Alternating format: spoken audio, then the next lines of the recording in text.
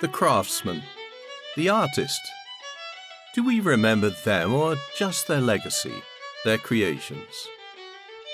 Some die in poverty and relative obscurity. They will never see just how celebrated their art was in later years. Ironically, their art sells now for hundreds of thousands of dollars. It is the collectors and dealers who benefit from the skill, imagination, and toil.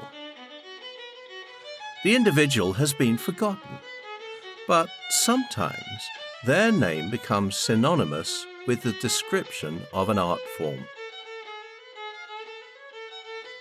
The name Ditchburn has always been associated with boats.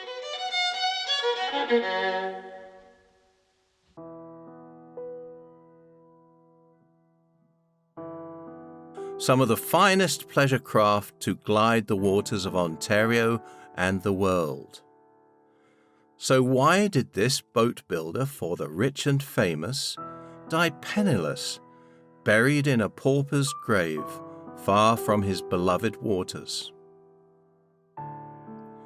There are people whose contribution to the world has been ignored, sometimes because they were a stepping stone to a greater innovation, or because history has just chosen to remember others. If we are going to subscribe to a form of great man history and look at specific people's impact, we should do more than just remember a few key facts. We should delve deeper.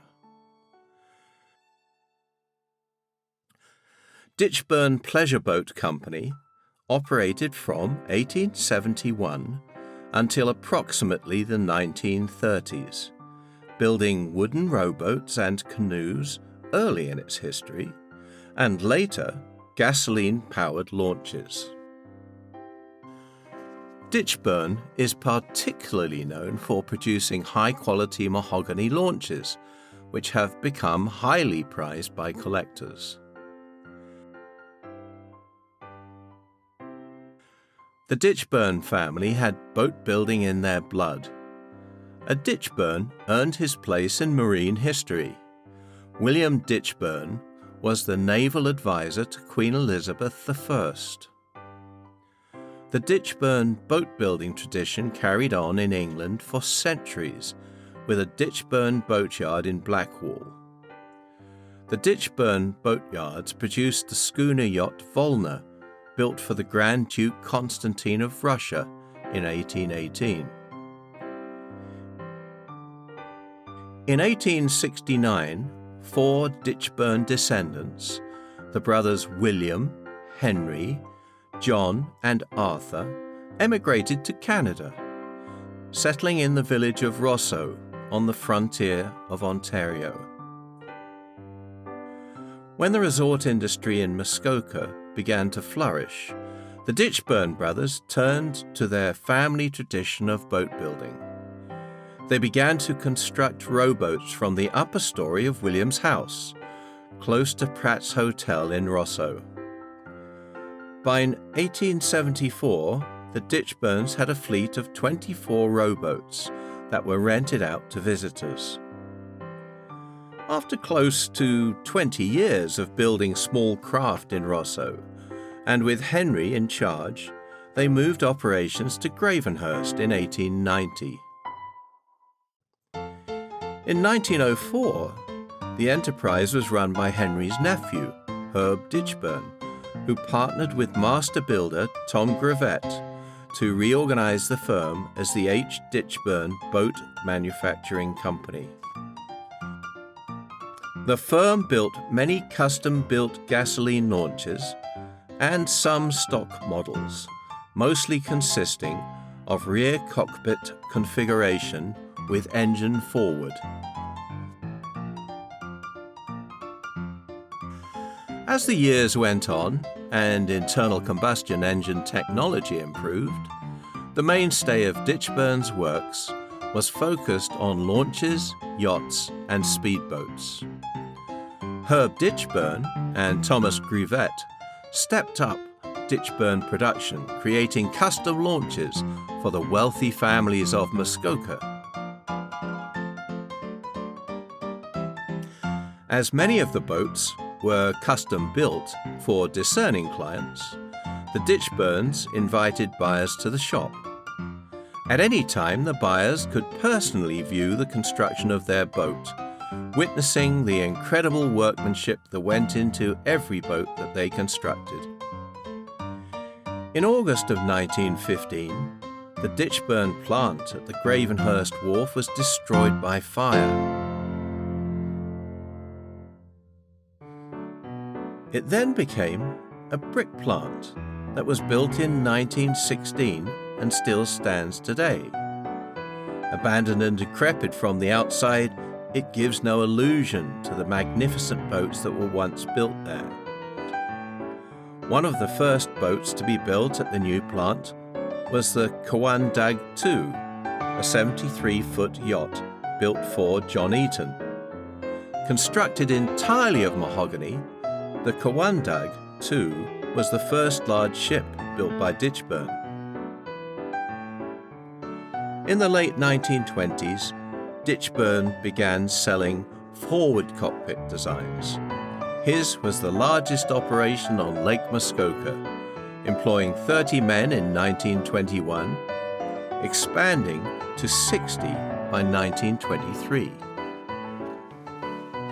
Herbert built the new plant in Orillia, where these large boats could be constructed and delivered to virtually anywhere in the world due to the proximity of the Trent Severn waterway. Ditchburn's reputation for quality craftsmanship grew, opening its market to the United States, where eventually half the company's production was shipped. Enormous cruisers of fascinating luxury were produced at the Orillia plant, and many of the nation's most affluent families had a Ditchburn cruiser as a mark of status. High standards of workmanship were always demanded by Herb, and thus quality, not quantity, was always the primary mandate of Ditchburn boats. The company was impacted by the Great Depression, experiencing its first layoff in July 1930. Slow orders were compounded by the opening of Grivet's boats in 1931, dividing a smaller market between two competitors. That year, 2/3 of the Gravenhurst plant had been laid off as orders declined. The company succumbed to the Great Depression, folding in April 1932. It reorganized and reopened in 1933 in a smaller plant. The company survived for a few years, but failed again in 1936 and was again reorganized. The company failed for a third and final time in 1938.